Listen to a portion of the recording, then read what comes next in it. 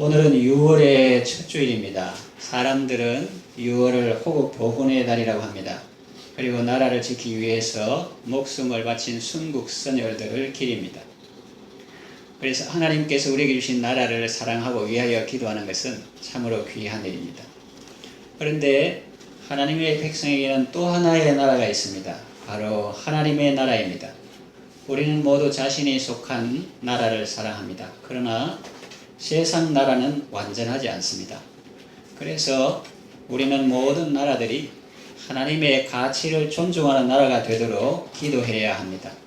히틀러의 독일 제3제국이나 일본 제국주의처럼 하나님의 가치보다 국가를 우위에 두고 많은 사람들에게 피해를 주는 그런 나라가 지구상에 세워지지 않도록 기도해야 합니다.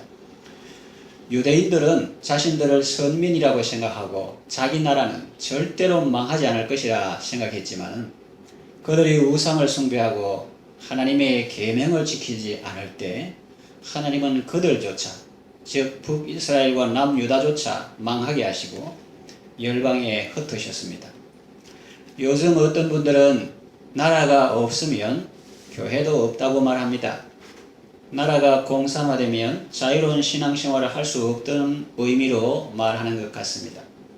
그런 의미라면 공감하고 동의합니다. 그러나 나라가 교회보다 우위에 있다 혹은 신앙생활보다 애국운동을 우선해야 한다라는 의미라면 저는 동의하지 않습니다. 구약 이스라엘을 보십시오. 나라는 망했지만 하나님의 백성들은 고난 가운데 하나님을 더 사모하고 찾게 되었습니다. 종교 분리에 대해서 사람들의 오해가 있습니다. 종교인은 정치에 대해서 말하면 안 된다는 의미로 알고 있는 것 같습니다. 그러나 그렇지 않습니다. 종교인도 국민의 한 사람으로서 얼마든지 자신의 정치적 견해를 밝힐 수 있습니다.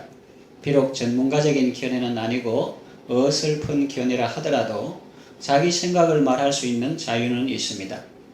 종교 분리의 의미는 역사적으로 볼 때 오히려 정치 권력이 종교에 개입하거나 종교의 자유를 억압해서는 안 된다 하는 의미가 더 큽니다.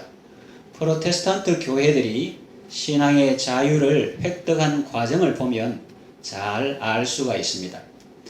아무튼 국가와 교회는 하나님께서 각 기관에 주신 고유의 기능을 수행하며 자기 영역을 잘 지키고 그 권한을 넘어서 다른 기관의 고유한 직무까지 침범하는 일이 없도록 조심해야 합니다.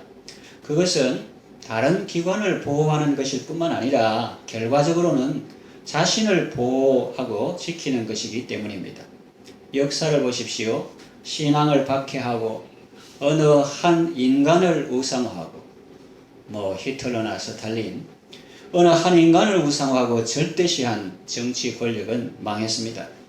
또 그런 거 하면 종교의 이름으로 세속 정치에까지 관여하고 개입한 그런 종교 권력도 망했습니다. 상대를 존중하는 것이 자신이 사는 길입니다. 그러므로 우리는 나라를 위해서 기도해야 합니다. 성경에도 임금들과 높은 지위에 있는 자들을 위해서 기도하라고 말씀하셨습니다.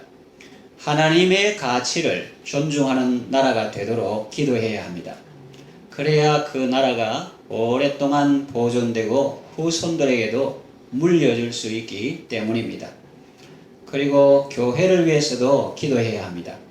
비록 세상 속에 살고 있지만 세속에 물들지 않고 하나님의 가치를 지향하며 시대적 사명을 잘 감당하는 교회가 되도록 기도해야 합니다.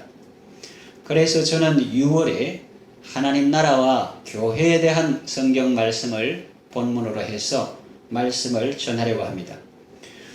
이스라엘은 신정국가이기 때문에 나라와 민족이 바로 하나님 나라로 연결되었지만 지금은 대한민국은 민주공화국이고 물론 우리나라가 하나님의 가치가 존중되는 나라가 되도록 우리가 기도해야 되지만 특별히 우리는 세상이 5월에는 가정, 어버이, 어린이, 스승이라니까 주인공이 주님이 주인공이 사람들인 줄 알고 생각하기 쉬운데 주일의 주인공은 언제나 주님이십니다.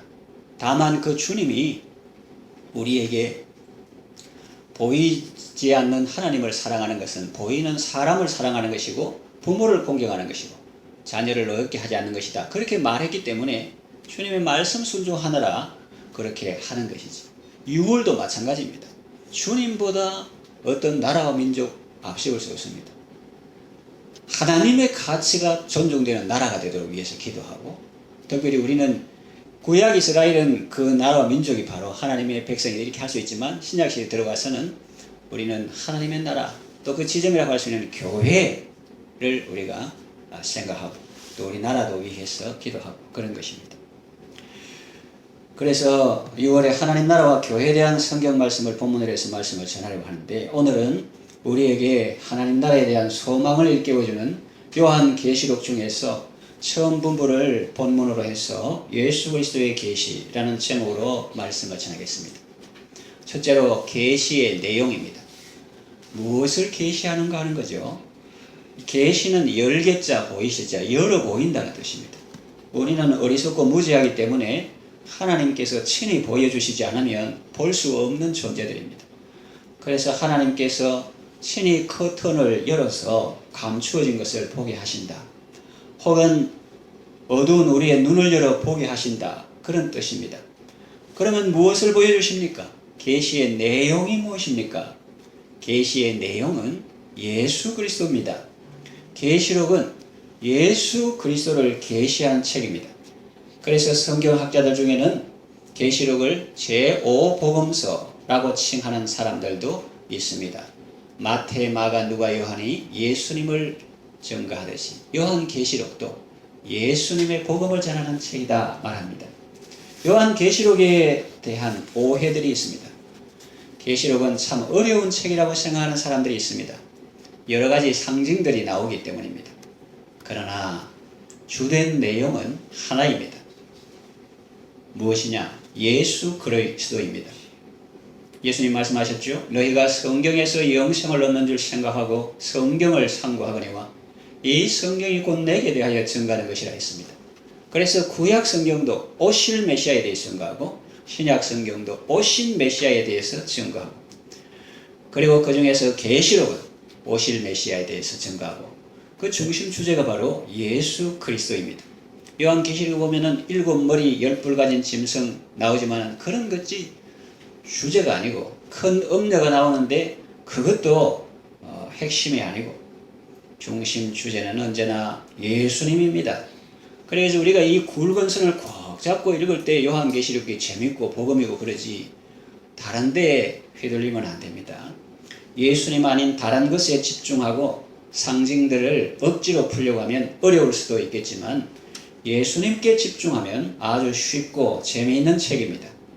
또 요한계시록을 무서운 책이라고 생각하는 사람들이 있습니다. 왜냐하면 거기 보면 심판이 나오고 또 재앙이 나오고 고통도 나오고 죽음도 나오기 때문입니다. 또 불과 유황으로 타는 못도 나오기 때문입니다. 그러나 여러분, 부잣집에는 쓰레기가 없을까요? 아름답고 건강한 생활을 하는 사람들 집에는 쓰레기가 없을까요? 아닙니다. 쓰레기가 있습니다. 있는데 어디에 있습니까? 쓰레기통에 있죠.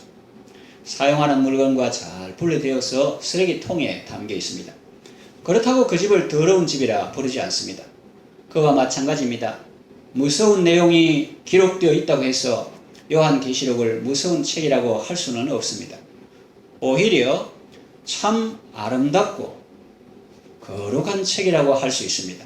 왜냐하면 하나님께서 악인을 심판하시고 사탄을 결박하여 무저갱이에 던져 넣으시고 불과 유황으로 타는 못에 던져 넣으시고 택한 백성은 구원하시는 내용이 기록된 아주 재미있고 소망을 주는 책입니다. 우리는 계시록을 통해서 예수님의 새로운 모습을 볼 수 있습니다. 사복음서에는 예수님께서 겸손히 섬기시는 모습이 많이 나타나 있습니다. 예루살렘에 입성하실 때 군마가 아닌 나귀를 타고 입성하셨죠. 허리에 수건을 두르시고 제자들의 발을 씻겨주셨죠. 인자가 온 것은 섬김을 받으려 함이 아니라 섬기려 하고 자기 목숨을 많은 사람의 대속물로 주려 함이라고 하셨죠. 그리고 구약 성경에서 선지자들이 소개하는 예수님은 고난받는 종의 모습입니다. 그런데 요한계시록에는 고난받는 종의 모습이 아니라 영광스러운 왕의 모습으로 나타납니다. 하늘에서 백마를 타고 사오시는 만왕의 왕이요 만주의 주의 모습으로 나타납니다. 털 깎는 자 앞에서 잠잠한 어린 양의 모습이 아니라 유대지파의 사자로 나타납니다. 주님의 이런 모습들은 주님과 복음을 위하여 핍박과 환난을 당하고 고난당하는 성도들에게 큰 위로와 소망을 줍니다. 요한계시록은 예수 그리스도를 계시하는 책입니다. 두 번째, 계시의 대상은 무엇인가? 이 말씀이 누구에게 주어졌는가 하는 것입니다. 이 말씀은 전 세계에 흩어져 있는 하나님의 백성들, 특별히 환난과 핍박 가운데 있는 성도들입니다. 예수님께서 사랑하시는 제자 요한을 통해서 자신을 계시하신 것인데 아주 필요적절한 시기에 이 말씀을 기록하게 하셨습니다. 왜 필요적절한 시기로 하는가? 이 책이 기록된 배경을 살펴보면 이해가 될 것입니다. 이 책이 기록된 배경은 언제인가? 예수님이 부활 승천하신 후에 예수님의 복음은 천하 만국으로 퍼져나갔습니다. 오순절 성령 강림과 또 스데반 집사의 죽음과 함께 시작된 핍박으로 예루살렘 교회 성도들은 세계 곳곳으로 흩어지게 되었고 거기서 복음을 전했습니다. 로마도 예외는 아니었습니다. 사도 바울이 로마에 오기 전에 벌써 로마에 기독교회가 있었습니다. 로마에는 황제의 숭배 사상이 있었습니다. 원래는 황제가 죽으면 신으로 추대하고 신전을 지었습니다. 그래도 요만한 양심이 있어가지고 살아가지고는 신이라 못하고 죽어서 귀신이 되면 신이 되었다 이래가지고 하드리아누스 신전 뭐 이런 것들이 있습니다. 그런데 도미티안이라는 사람이 황제가 되자 달라졌습니다. 그는 주후 81년에 황제로 즉위했습니다. 당시의 어려운 경제 상황을 극복하기 위해서 원로원들에게 세금을 부과하고 요즘 말하면 국회의원 같은 높은 신분의 사람에게도 세금을 부과하고 또 그리스 로마 신화를 부활시키려 했습니다. 뭐 제우스, 헤라, 뭐 아폴로, 비너스 뭐 이런 신 이야기를 부활시키려 했습니다. 그런데 그때 어느 한 공동체로부터 로비를 당해서 그 정책이 펼쳐지지 못했습니다. 그 단체는 바로 그리스도인들입니다. 도미티안은 황제의 즉위 초기에는 힘이 없었습니다. 그래서 자기 정책을 펼 수 없었지만 그러나 10년 동안 사부작 10년 동안 나라의 중요 직책에 자기를 지지하는 사람들을 심고 자기 세력을 키웁니다. 그래서 군사와 외교와 행정 분야를 장악합니다. 그래서 이제는 10년 전에 펼치지 못했던 정책을 시행합니다. 그리스 로마 신화를 다시 로마로 가져옵니다. 로마 모든 도시에 그리스 로마 신전을 만들고 뭐 아르테미스 신전, 비너스 신전, 베누스는 로마 말이고 뭐 그리스 말로는 아르테미스, 또 아폴로, 헤라, 뭐 큐피트 뭐 이런 이야기 아시듯이 그런 신전을 만들고 숭배하게 했습니다. 문제는 신화에 나오는 신들을 복귀시키면서 한 명을 살짝 추가합니다. 그 신들을 다 신전을 짓고 복귀시키면서 한 명을 살짝 추가합니다. 어느 날 그는 로마 시민들 앞에서 중대한 발표를 합니다. 예를 들면 이런 것입니다. 친애하는 로마 시민 여러분, 저는 그동안 한 가지 사실을 여러분 앞에 숨겨왔습니다. 그러나 이제 더 이상 그 사실을 숨길 수 없고 여러분 앞에 밝히지 않을 수가 없습니다. 저는 사실 사람이 아니고 신입니다. 그랬습니다. 인간의 신이라고 한 겁니다. 전의 황제들은 살았을 때는 그래도 사람이다. 죽었어야 그래도 신전 만들고 했는데 이 사람은 살아서 자기를 신이라고 한 겁니다. 그의 호칭은 그래서 황제에서 우리 주 우리 하나님으로 바뀝니다. 그 로마 말로 당시에 쓰던 라틴 말로 우리 주 도미누스, 주 하나님 정관사를 붙여서 데우스, 도미누스 데우스, 우리 주, 우리 하나님, 그렇게 호칭이 바뀌었습니다. 그래서 그때부터는 그를 황제라고 하면 죽습니다. 왜 죽느냐? 황제는 사람이기 때문입니다. 도미누스 데우스, 주, 우리 하나님, 그렇게 호칭하니까 로마 시민들이 다 환영합니다. 왜냐하면 이제는 로마는 사람이 다스리는 나라가 아니라 신이 다스리는 나라가 되었다고 생각했기 때문입니다. 그리스도인들이 격렬히 반대했습니다. 도미티안이 이걸 기다렸습니다. 정치인 아닙니까? 그리고 이걸 기다렸어요. 그리고 그리스도인들이 격렬히 반대하고 들고 일날 때 꼬투리를 잡습니다. 나라에서 일어난 어려운 문제들을 그리스도인들에게 뒤집어 씌웁니다. 그리스도인들 너희들 때문에 로마 경제가 이렇게 어려운 거다. 로마 신들이 우리를 떠났기 때문이다. 그래서 이제는 그리스도인들을 잡아서 죽여라, 그렇게 했습니다. 이것이 바로 도미티안 박해의 시작입니다. 여러분들이 교회사나 아니면 세계사를 보면 이런 역사적 기록을 알 수가 있습니다. 그 도미티아누스 황제 치하의 박해는 전무후무한 그런 박해였습니다. 끔찍한 박해였습니다. 상상을 초월한 박해였습니다. 그는 내 생전에 내 제국에서 그리스도인의 실을 말려버리겠다고 했습니다. 사람들은 핍박을 피해서 카타콤 지하 동굴로 들어갔습니다. 거기 토질이 기가 막히게 되어 있어서 팔 때는 쉽게 무르게 이렇게 파질 수 있는데 일단 굳으면 단단해지는, 그게 지금 터키 소아시아 지방의 테린구요나 이런 데 유적들이 남아 있는데 거기는 1층, 2층, 3층 이렇게 내고 아주 바깥에서 알지 못하는 그런 것에 숨구멍을, 공기 구멍을 내가지고 환풍하도록 하고, 그 안에 방앗간도 있고 집회소도 있고 예배소도 있고 그런 식당도 있고 그렇게 있었습니다. 그리고 아주 미로로 되어 있어가지고 관원이 오면 큰 돌문을 가지고 탁 막으니까 들어가기는 들어가는데 나오지 못하는 그런 일들이 있었습니다. 그래서 관원이 잡으러 왔다가 미로에 갇혀서 못 나옵니다. 관원들은 몇 명 잡힌 기독교인을 신문합니다. 그런데 끝내 입을 열지 않습니다. 내 혼자 죽으면 죽었지 그 형제들까지 죽게 할 수는 없다, 그런 거죠. 그래서 방법을 바꿉니다. 그 자녀들을 불러서 너희들 고문 받는다고 고생했다. 자녀들을 불러서 같이 만찬을 즐기게 합니다. 그렇지, 저 사람들이 제정신이 아니고 그랬지, 인간으로서 어떻게 우리를 그렇게 박해할 수 있나, 이제 좀 정신 차리는 것 같다. 이러면서 그들이 주는 만찬을 먹고 가족과를 오붓하게 지냅니다. 그 관원들이, 로마 관원들이 아이들에게 염소털, 양털로 만든 하얀 좋은 옷을 입혀줍니다. 그리고 이제 집으로 돌아가라, 그렇게 합니다. 근데 속에는 딴 생각이겠죠. 2주, 3주 동안 굶긴 개를 풉니다. 그 사냥개는 한번 물면 절대로 놓지 않는 그런 성질을 갖고 있는데 2, 3주 굶긴 개를 풉니다. 그러면 개는 굶주린데다가 또 그냥 가만 놔두는 게 아니라 창으로 막 찔러요. 찔르면 개가 악에 받쳐가지고 막 그런 상태에 있습니다. 그런 개를 풉니다. 그러면 그 사냥개는 아이들을 잔인하게 찢어 죽입니다.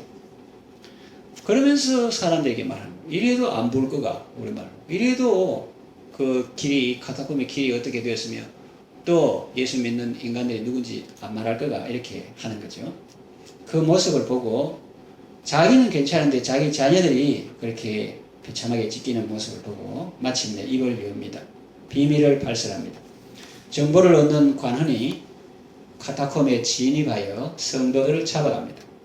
사람들은 그들이 어떻게 알았을까?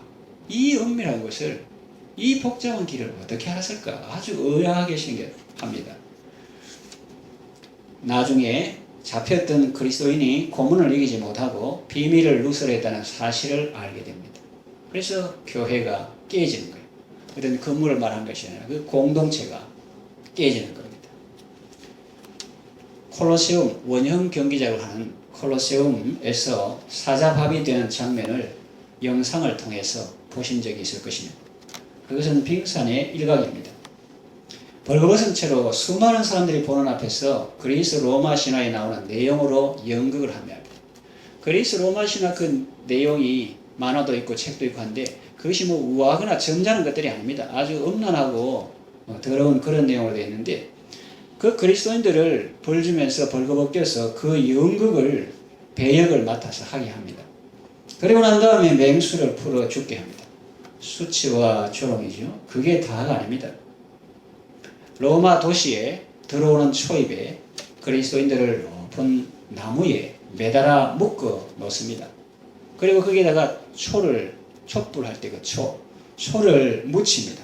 초를 많이 묻혀가지고 해가 질 때쯤 되면은 군인이 횃불을 들고 그 자리에 와서 거기에다가 불을 붙입니다. 그 의미는 무엇인가? 그리스도인들을 나무에 달고 초를 묻혀가지고 저녁 무렵에 불을 붙이는 그 의미는 무엇인가? 로마의 신들이여 이 불을 빛으로 삼아 다시 로마로 들어오십시오. 그런 의미입니다. 그래서 우리 경제를 다시 회복시켜 주세요. 그런 의미죠. 인간이 육신으로 죽는 잔인한 방법 중에 하나가 불에 타서 죽는 것입니다. 그리스도인이 이 박해를 피할 수 있을까요? 참 그리스도인이라면 피하기 어려웠겠죠. 구차하게 박해를 면하는 방법은 있었습니다. 예수를 부인하면 예수님은 사랑하지만 가족들, 자녀들 살리기 위해서 부인한 사람도 있었습니다. 많은 사람들이 배교했습니다. 그런 시대예요. 예수 믿는 것이 환영받고 박수치는 그런 시대가 아니었다니까요. 그때 교회 지도자라도 있었으면 소망의 말을 해주고 격려의 말이라도 해주었을 텐데 그들도 다 잡혀가 죽었습니다.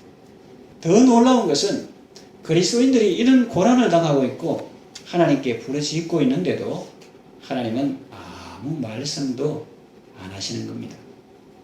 우리도 그런 생각할 수 있죠. 저렇게 악한 사람이 날뛰는데 하나님이 살아계시면 도대체 뭐 하시는 거고 어디 계시는 거고 왜 가만두시는 거지? 그런 생각할 수 있습니다. 하나님이 아무 말씀도 안 하시는 거예요. 이것을 하나님의 침묵이라고 표현합니다. 고통보다 더 큰 고통은 하나님의 말씀이 없는 것입니다. 이런 상황에서 사도 요한은 에베소 근처에 있는 반모섬에 유배되었습니다. 거기서 그는 하나님께 간절히 기도하며 하나님의 은혜를 구했습니다. 그때 예수님께서 자신을 나타내십니다. 그것이 바로 요한계시록입니다. 우리가 이런 시대적 배경을 이해하고 계시록을 읽으면 주님의 말씀이 큰 위로가 되고 힘이 되는 것입니다. 계시의 대상은 전 세계에 있는 하나님의 백성들, 특별히 환난과 핍박 가운데 있는 성도들입니다. 세 번째, 계시의 주체. 계시의 주체는 누구냐? 오늘 본문에 예수 그리스도의 계시라 그랬잖아요. 그것은 예수 그리스도가 계시의 내용이라는 뜻도 되고 또 예수 그리스도가 계시의 주체다 그런 뜻도 됩니다. 요한계시록 1장 4절에서 8절에는 삼위 하나님이 동시에 나오는 몇 안 되는 본문 중 하나입니다. 하나님의 속성과 본성과 하시는 일이 기록되어 있죠. 그 구성을 보면 특이합니다. 본래 원형은 4장 8절에 나오는 바와 같이 순서가 전에도 계셨고 이제도 계시고 장차 오시리 이렇게 묘사됩니다. 그게 원형인데 그런데 오늘 본문에는 이제도가 제일 먼저 나옵니다. 그러므로 이 1장 4절에서 8절에는 뭐가 강조되고 있는가? 현재가 강조되고 있습니다. 그 말은 무슨 말이냐? 고난 가운데 있는 사람에게 있어서 의문은 예수님은 과연 살아계시는가? 하는 것인데 거기에 대해서 예수님은 내가 살아있다 그렇게 말씀하시는 것입니다. 그리고 8절에는 알파와 오메가라고 하십니다. 처음이요 나중이 되신다는 의미입니다. 여러분 이거 잘 들으시면 깨달으시면 큰 유익이 있습니다. 고난에는 시작과 끝이 있습니다. 고난이 힘든 이유는 왜 힘드냐? 끝을 모르기 때문입니다. 아무리 극한 고난이라도 내일 끝난다면 견딜 수 있습니다. 혹은 10일 뒤에 정확히 끝난다면 견딜 수 있습니다. 그러나 모르기 때문에 극단적인 선택을 하는 것입니다. 그리스도인들에게 나의 고난을 끝내줄 열쇠는 도메티안에게 있는 것처럼 보였을 것입니다. 그러나 주님은 그렇지 않다고 말씀하십니다. 그 고난을 끝내줄 열쇠는 도메티안에게 있는 것이 아니라 시작과 끝인 내게 있다고 말씀하시는 것입니다. 내가 알파와 오메가다. 내가 처음이요 나중이다. 그렇게 말씀하시는 것입니다. 그러니 여러분은 절대로 사람을 의지하지 마시기를 바랍니다. 사람은 의지의 대상이 아닙니다. 여러분 삶 속에 사장님이든지 남편이든지 그들은 사랑의 대상이지 의지의 대상이 아닙니다. 내가 남편 말 잘 들으면, 내가 사장님 말 잘 들으면 내 인생 편하겠다. 그거 어리석은 것이에요. 처음이요 나중이신 주님 손에 다 달려있는 것입니다. 사람들이 나의 고난을 끝내줄 열쇠를 갖고 있는 것이 아닙니다. 시작과 끝인 주님 손에 달려있는 것입니다. 또 전능한 자라 이랬습니다. 이제도 계시고 전에도 계셨고 장차 오실 것 전능한 자라 그랬는데 이 원어로 판토크라토르라는 이 말은 신약 성경에서 10번 나옵니다. 그 중에 9번이 계시록에 나옵니다. 그래서 이 계시록의 하나님은 전능하신 하나님이십니다. 전능은 유능이 아닙니다. 유능한 사람 좋잖아요. 보통 서울대학교 나오고 뭐 하버드 나오고 뭐 기술 있고 실력 있고. 그런데 그런 유능도 좋지만 그거는 전능하고 비교가 안 됩니다. 유능은 전능에 비하면 무능과 같습니다. 그러면 전능이 뭐냐? 전능은 완벽한 죽음에서 생명을 가져오는 것입니다. 또 완벽한 어둠에서 빛을 가져오는 것입니다. 그래서 요한계시록 4장에 보면 이리로 올라오라 이후에 마땅히 일어날 일을 반드시 일어날 일을 보이리라 그랬어요. 마땅히 반드시 일어날 일입니다.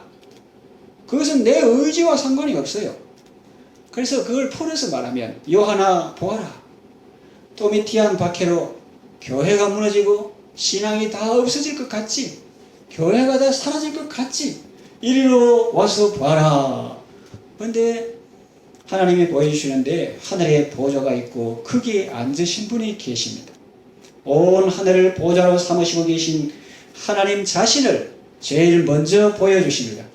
고난보다 더 크신 하나님을 보여주십니다. 이게 왜 중요하냐? 우리는 고난 가운데 들어가면 하나님이 안 보입니다. 고난 가운데 첫 번째 해야 할 일은 눈을 들어 하늘을 보는 것입니다. 오직 여호와를 앙망하는 자는 새 힘을 얻는다고 했습니다. 하나님을 앙망하는 자, 하나님을 기다리는 자에게 이 힘을 주시는 것입니다. 요한계시록 7장 9절에서 10절을 보면 이런 말씀이시다. 그 후에 보니까 각 나라와 족속과 백성과 방언에서 이루 말로도 할 수 없는 수많은 사람들이 나와서 구원받고 주 경배드리는 그런 모습을 묘사하고 있습니다. 그런데 이 요한계시록의 그 본문은 부흥회 때 하신 말씀이 아닙니다. 극심한 고난 가운데 주신 말씀입니다. 오늘날 사람들은 한국교회 침체에 대해서 말합니다. 그러나 주님의 말씀은, 이 말씀은, 즉 요한계시록 7장 9절 10절에 나오는 부흥, 비전에 대한 그 말씀은 반드시 이루어지는 것입니다. 지금은 교회가 문을 닫을 것 같아도 언젠가는 이 주님의 뜻대로 각 나라와 족속과 백성과 방언의 수를 헤아릴 수 없는 수많은 백성들이 구원받고 주님께 경배드리는 그 비전이 실상으로 이루어지는 것입니다. 우리의 현재 상황과 상관없이 이루어지는 것입니다. 이 말씀을 믿고 내 시간과 재정을 이 일에 쓰는 것입니다. 다 선교사 되라는 말 아닙니다. 부르신 그곳에서 하나님 세워주신 자리에서 주님 뜻을 이루십시오. 계시록 19장 5절에 보면 작은 자나 큰 자나 다 우리 하나님께 찬송하라 말씀하십니다. 거기에 대한 초대교회인들의 반응은 6절에 나옵니다. 19장 6절 초대교회의 반응이 뭐냐? 할렐루야 주 우리 하나님 곧 전능하신 이가 통치하시도다 그러면서 많이 나오죠. 그렇습니다. 그 환상과 비전을 보고 할렐루야 주 우리 하나님 곧 전능하신 이가 통치하시도다 다스리시도다 그럽니다. 이 배부른 상황에서 하는 그런 게 아니에요. 등 따시고 배부른 데서 하는 게 아니라 지금 밖에는 박해 상황입니다. 입도 뻥끗하지 못하는 그런 상황입니다. 그런데 수많은 하나님의 호칭 가운데 뭐 엘용, 야외 샴마, 야외 라파 뭐 이름 많잖아요. 그 수많은 호칭 가운데 초대교회가 선택한 호칭은 주 우리 하나님입니다. 도미누스 에 데우스. 어디서 들어본 것 같지 않습니까? 제가 아까 말했잖아요. 그것은 도미티안 사람이, 인간이 황제라고 자기에게 요구했던 호칭입니다. 너희들은 그걸 사람한테 붙일 수 없다. 주 우리 하나님 곧 전능하신 이여 주님께서 통치하시도다 이렇게 하고 있는 거예요. 우리는 주 예수 그리스도 하는 이것이 그냥 단순한 말이라고 생각하시는데 그 당시에는 하일 히틀러이라는 것처럼 주 하나님 이런 시대예요. 서로 인사할 때. 그런데 우리의 하나님은 황제가 아니고 예수님이다 하는 그것은 로마 입장에서 볼 때는 반역자인 거예요. 체제 정복 위험이 있는 폭도들인 거예요. 그래서 그 사람들을 박해하고 핍박했던 것입니다. 그런 가운데서 나온 고백인 것이죠. 요즘 말로 뭐 하나님의 영광을 드러내고 예수 믿고 하면 박수치고 이야 훌륭하다 이런 게 아닙니다. 그 말하면 죽는 시대예요. 그러니까 누구 말대로 예수 믿는 건 장난이 아니고 정말 자기의 소유와 몸과 생명까지 내다 걸 만한 가치가 있는 그런 분이 바로 예수님이다 하는 것입니다. 좋습니까? 안 좋습니까? 에이 괜히 예수 믿어 나 이제 오늘부터 귀찮게 생겼네. 그거 아니거든요. 그래서 정말로 좋은 분이시다 하는 것입니다. 그 또 밑에 안에 요구했던 그 호칭 도미누스 에 데우스 초대교회 교인들은 예수님께 그 호칭을 올리고 전능하신 이가 통치하시도다 그러면서 찬양합니다. 내 삶에서 이 칭호를 받으시기에 합당하신 분은 오직 예수님이십니다. 그런데 그 당시에는 이 말 하나 걸리면 죽습니다. 놀라운 사실은 그렇게 사람들을 많이 잡아와 처형해도 그렇게 뭐 야비한 방법을 써가지고 사람들 임열계에 카타콤에 가가지고 사람들 끌어오잖아요. 그 역사가 오래기 때문에 그 안에서 태어나고 죽은 사람도 있습니다. 그 역사를 보면 카타콤 안에서 그 안에서 그렇게 많은 사람들이 잡혀와 처형당하잖아요. 그러면 이제 시간 말라야 되잖아요. 없애야 되잖아요. 그런데 놀라운 사실은 그 콜로세움에 가보면 믿음 저버리지 않고 그 콜로세움에서 죽는 사람이 줄지 않고 더 많아졌다는 것이죠. 이번에 사형 집행한다 그래가지고 많이 죽었는데 그 다음에 집행한다 해서 가보면 없을 줄 알았는데 또 많은 사람이 잡혀와 있는 거예요. 또 심지어는 잡으러 갔던 군사들도 그들의 인격이 아름다운 외류되어서 밤에 찾아와가지고 또 예수 믿는 사람이 또 생기니까. 근데 저희 사람들은 어떻게 잡아 죽이니 저렇게 더 많이 잡히지? 이것이 당시 황제의 의문이었고 또 하나의 의문은 이 세상 사람들은 뭔가 좀 살아보려고 거짓말도 하고 발버둥을 치고 눈도 못 감고 막 이렇게 막 분노하고 두렵고 막 열리고 막 이래 하는데 저 사람들은 어떻게 죽음 앞에서도 저렇게 평안하고 담대할 수 있지? 어떻게 죽음 앞에서 이렇게 찬송할 수 있지? 이게 의문이었어요. 하나는 죽여도 자꾸 더 나온다. 두 번째는 어떻게 죽을 때 저렇게 얼굴에 기쁨 있고 평안함이 있지? 그래서 그 의문을 풀어보려고 하다가 연구하다가 카타콤까지 찾아오거나 또 책을 읽거나 이래가지고 그리스도인들이 된 사람들이 많았습니다. 주 우리 하나님이 통치하십니다. 계시의 주체는 예수 그리스도십니다. 말씀을 정리 요약합니다. 우리의 소망과 위로는 오직 예수 그리스도십니다. 특히 핍박과 박해와 고난의 시기에는 더욱 그렇습니다. 예수님께서 환난과 핍박 가운데는 자기 백성을 사랑하시고 사도 요한을 통해서 자신을 나타내 보여주셨습니다. 요한계시록은 사도 요한을 통해서 예수님이 자신을 나타내 보여주신 책입니다. 요한계시록을 통해서 존귀하신 예수님을 영광 중에 배웠고 날마다 소망 가운데 감사와 기쁨으로 승리하는 삶을 살아가시기를 바랍니다.